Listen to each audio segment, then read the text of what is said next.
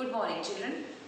Children, we have started with chapter 7, Getting to Know Plant, and in that we have already covered parts of a plant, root system, shoot system, structure of a leaf.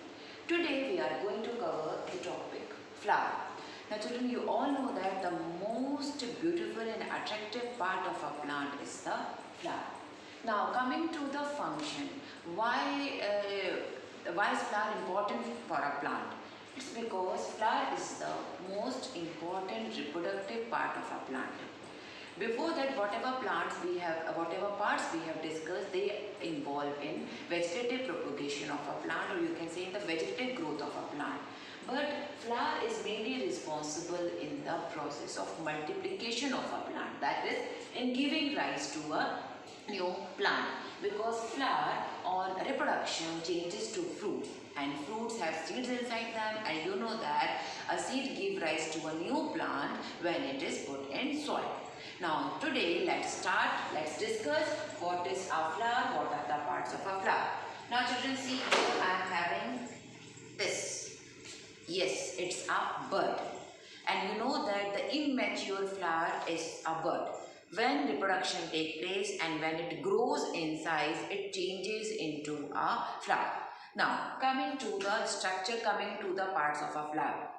A flower has 4 rings. These rings are called 4 holes, and they are, if we start from outer to inner, that is from here to inside, then we have sepals, petals, stamen and pistil. Now let us discuss what are the functions and what are the structures. Now children, look here.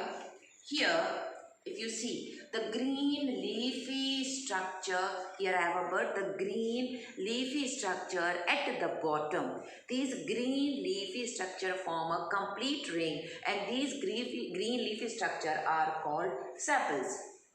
Function of sepals is the protection of flower when it is in a bud condition.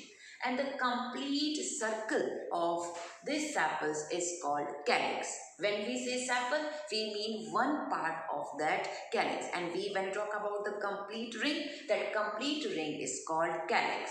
Now coming to the second part, the most colorful part, or we can say petals. Here you can see these yellow colored structures, these are the petals. Or here, if I open this, you will find out these colored, velvety, soft, beautiful structure. These are called petals.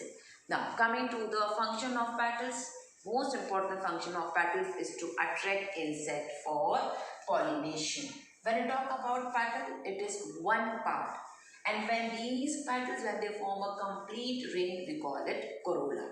So calyx, complete ring of sepals.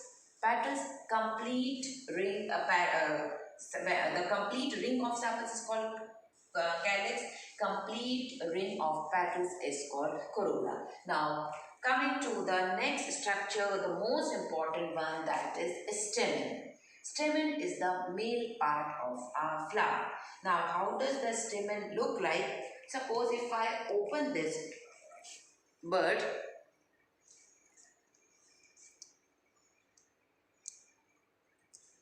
then these tiny minute structures, these are called stamen. These one, I hope it is clear. The orange structure, these are called stamen, and stamen is the male part. How you are going to remember it? M-E-N, that is stamen. Now each stamen has 2 parts. Coming to the tip, that is the male part is known as stamen, and you are going to remember because it has M-E-N at the end. And this stamen or the male part has 2 parts. The tip is called the anther, and the stalk-like structure is called the filament. Got it? Or here if you look at this diagram, the tip is called the anther, and this is stalk. This thread-like structure, it is called the filament.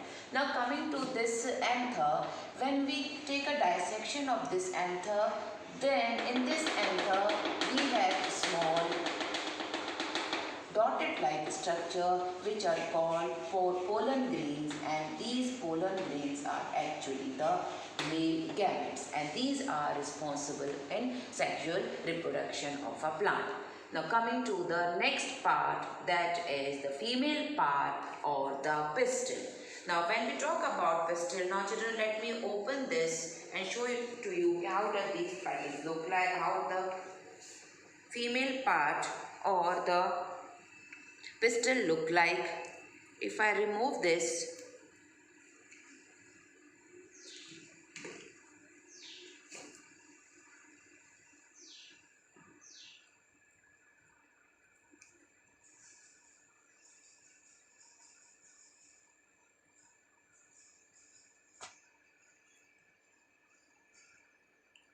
can you see the the centrally placed flask-like structure?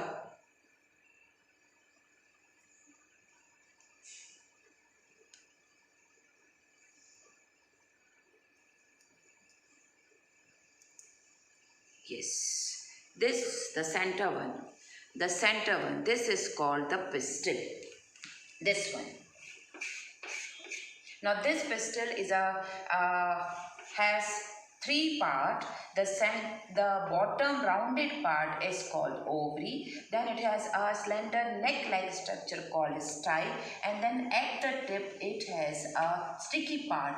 That sticky part is called stigma.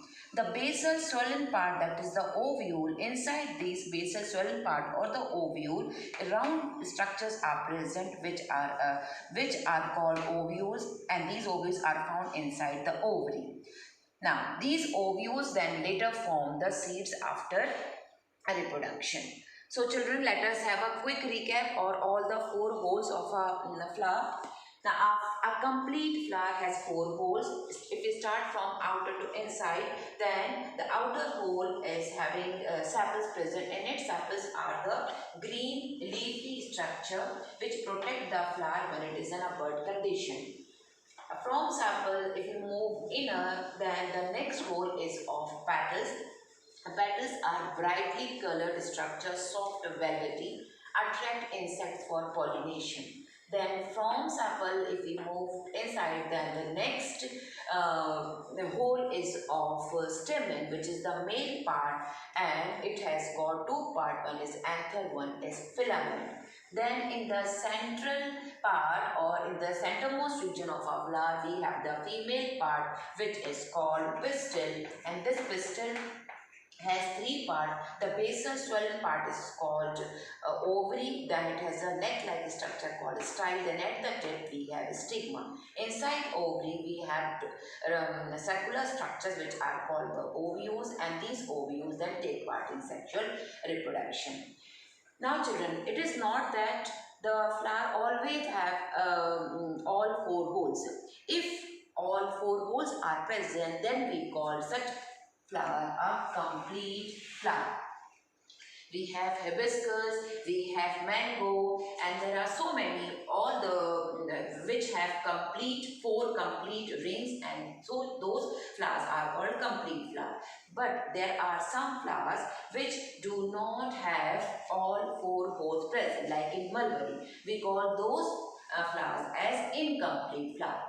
Now again children, it is not a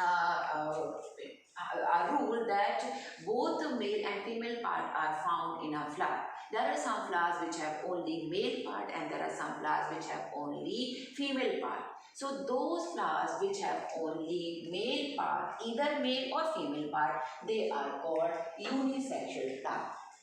For example, cucumber is or you can say papaya. The flower in here, they may have stamen or they may have pistil. And when both pistil and stamen are found in a flower, we call such a flower as a bisexual flower. And hibiscus is one such bisexual flower. Then we have your rose is also a bisexual flower.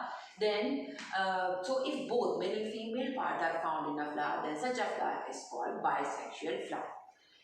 Now children, coming to the functions of flowers. Why are flowers important? As we discussed in the beginning, flowers are the reproductive part of a plant. They are mainly responsible for the multiplication of a plant because flowers change into fruits and fruits have seeds and seeds then give rise to a new plant. Now, second important function, these flowers also act as a food. For example, nectar. Honeybees and other insects, they suck the nectar. So for them, these flowers act as a source of food. Another important function of flower is the aesthetic value. We put the flowers, we use them in decoration so as to increase the aesthetic value. So children, today we have discussed what is a flower, we have discussed what are the functions of a flower, what are the parts of a flower, and what are unisexual and bisexual flower, what is a complete and incomplete flower. Children, I hope the topic is clear to you. Thank you.